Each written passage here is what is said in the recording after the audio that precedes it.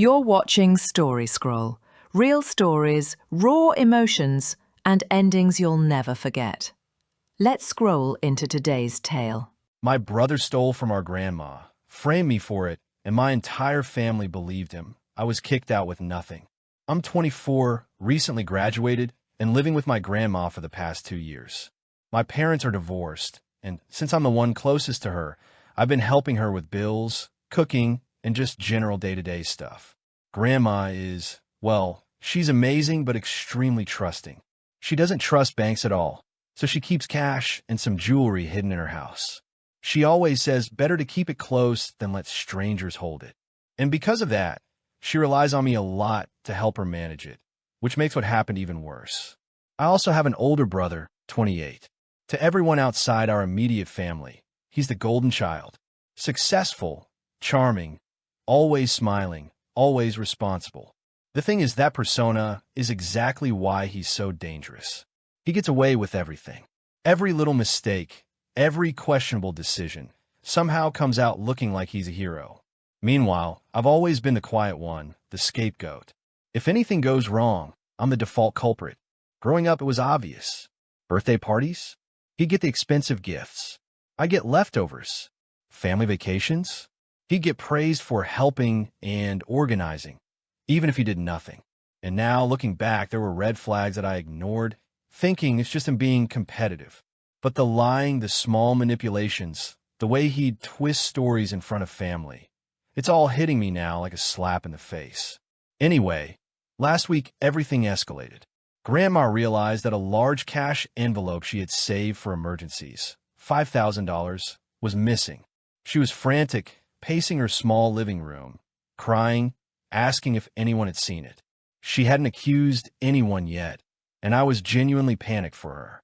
I never touch her money without her knowing, and I certainly wouldn't steal from her. Before I could even process things, my brother swooped in, calm and concerned. He was holding her hand, nodding, talking softly. "It's okay, Grandma will figure this out. Don't worry." Everyone else in the family was called immediately. My mom, my dad, aunts, uncles, and my brother stayed right by Grandma's side. It all looked so perfect, so natural. And that's exactly what he wanted. Then the evidence appeared. He claimed he had found the envelope in my bag. He said, "I didn't want to believe it, but it's here. I know this is hard, and I wish I was wrong." And just like that, every pair of eyes in the room turned on me. I swear I heard my own heartbeat pounding in my ears. I tried to explain. I said I had no idea how it could have gotten there, that I would never take Grandma's money. But he stayed calm, reasonable, patient. Meanwhile, my family interrogated me like I was some criminal mastermind. "Why would you do this? How could you? We trusted you." Grandma didn't yell. She just looked at me with the kind of hurt that feels like a knife twisting in your chest.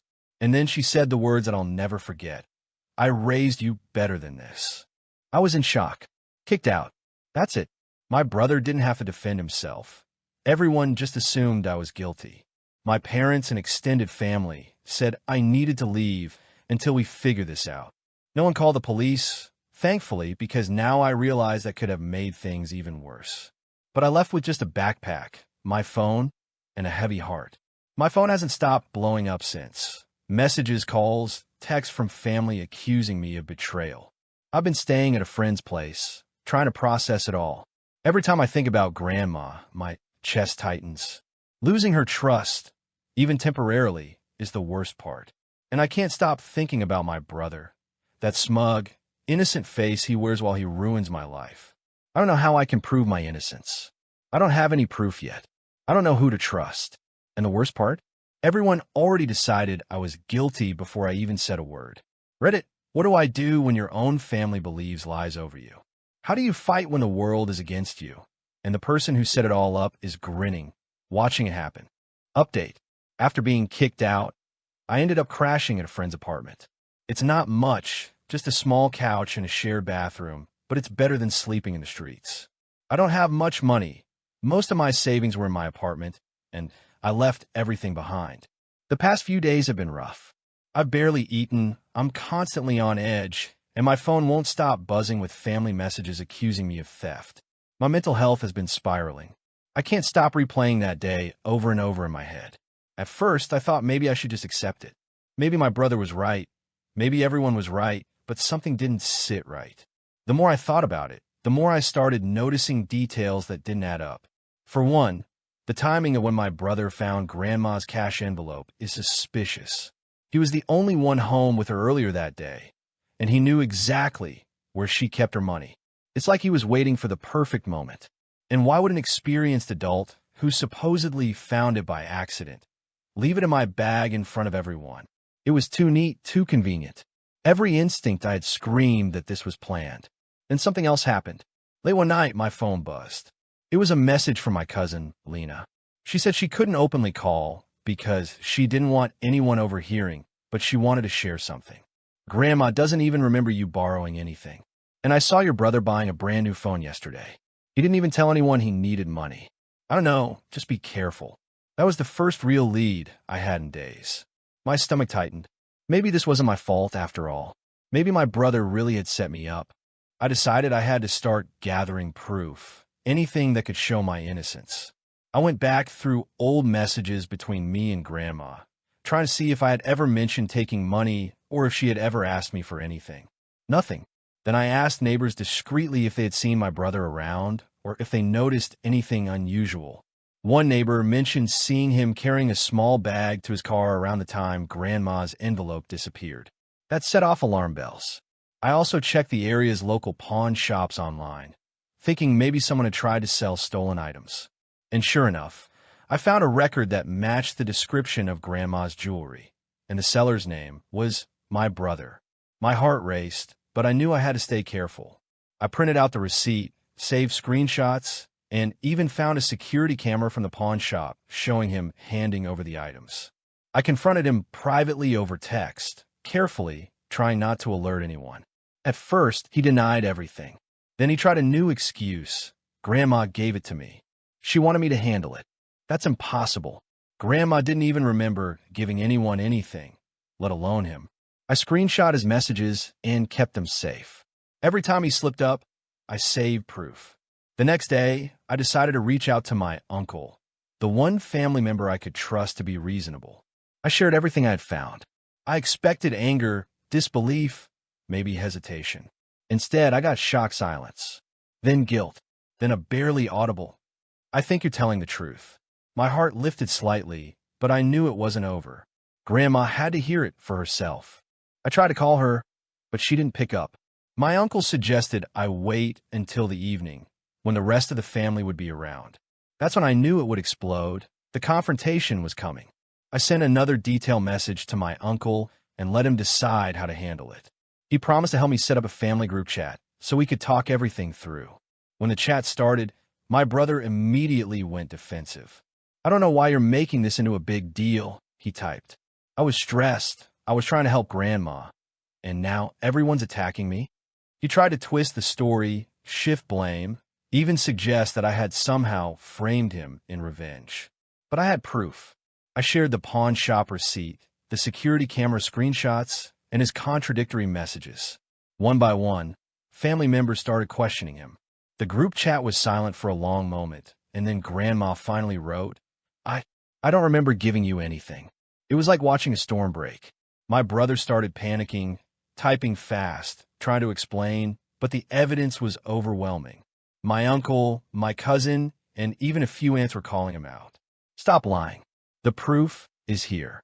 And then my phone buzzed with a message from Grandma. "I need the truth now. If you're innocent, I need to know everything. Tomorrow, everything comes out. I can feel it. The calm before the storm is terrifying, but for the first time in days, I feel a spark of hope. Maybe my brother won't get away with this. Maybe my family will finally see the truth." Final update. Yesterday, everything finally came to a head. After gathering all the evidence, pawn shop receipts, security footage, contradictory messages, I had enough to confront my brother directly, with my uncle and a few family members as witnesses.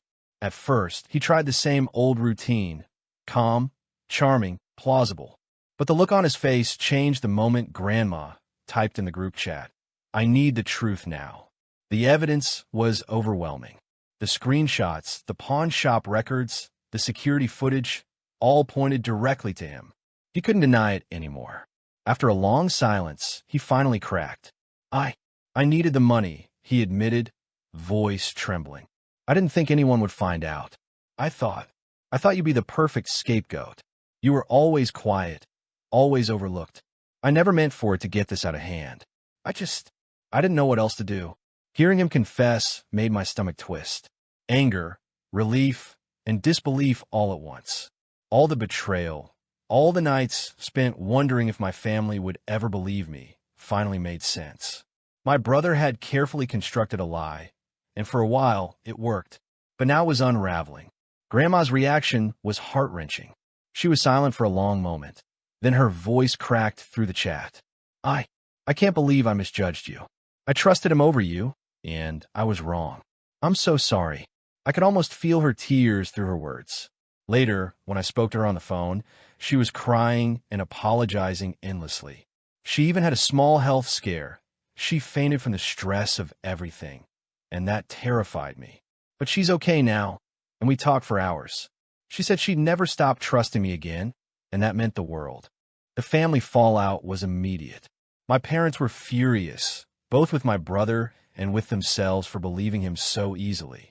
My brother was disowned from family decision-making and kicked out of his apartment, and my uncle filed a police report to make sure the stolen money and jewelry were returned. He's facing legal consequences now, civil repayment at the very least, and his so-called reputation completely destroyed. None of our friends or extended family trust him anymore. Of course, everyone tried to make amends. We should have trusted you from the start, my aunt and uncle said. Some of the apologies felt genuine, and I could tell who truly regretted believing him and who was just saying the words. Grandma's apology was the one that mattered most. For the first time since this nightmare started, I felt like I could breathe. I don't plan to move back immediately. My home isn't just about walls and furniture anymore. It's about trust. I've set boundaries. I've decided who I want in my life and who I need distance from. My brother tried reaching out, asking for help, claiming he was sorry, asking me to support him through his consequences. I didn't respond. Not now, not ever. Karma is serving him exactly what he deserves. And honestly, seeing the weight lift off my shoulders is incredible. I found a new apartment, started a better job, and begun rebuilding my life on my terms. Grandma and I are closer than ever. We talk every day, and she checks in on me constantly. She's healing slowly from the stress and heartbreak, but we're both moving forward. This whole experience has been a harsh lesson. Families can turn on you faster than you think, and lies can spread like wildfire if nobody checks the facts. But the truth has a way of surfacing eventually, and when it does, karma has a long memory. To anyone out there who's been falsely accused or scapegoated, document everything, trust your instincts, and don't let anyone gaslight you into believing their lies. Even when it feels like the world is against you, the truth will come out, sometimes slowly, sometimes painfully, but it will come out. I'm grateful to Reddit for letting me share this story, for letting me vent, and for reminding me that even when betrayal feels absolute, there's hope. My brother's lies cost him everything, but I'm here, stronger, wiser, and finally at peace. Thanks for watching Story Scroll. Hit that bell and stay tuned for the next story that will move your heart.